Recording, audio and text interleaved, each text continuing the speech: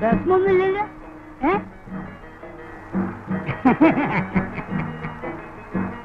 എന്താണ് മോനെ നിങ്ങൾ നാട്ടിലെ ചൂട്? സഹിക്കാൻ കഴിയില്ല. അതാണ് മാനവും മണ്ണും കൈമോശം വരാതെ കണ്ടാണത്തോടെ പൊരുതി നീങ്ങാൻ. നമ്മൾ ഈ നാട്ടിലെ സമരം തീരൂല ഡ്രൈവറെ. ഇത് സമരമല്ല, സാക്ഷരജാതയാണ്.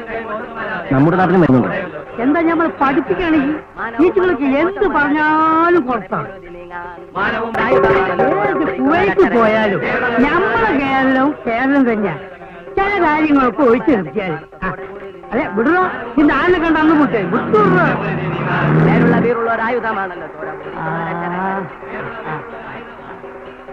How beautiful Kerala.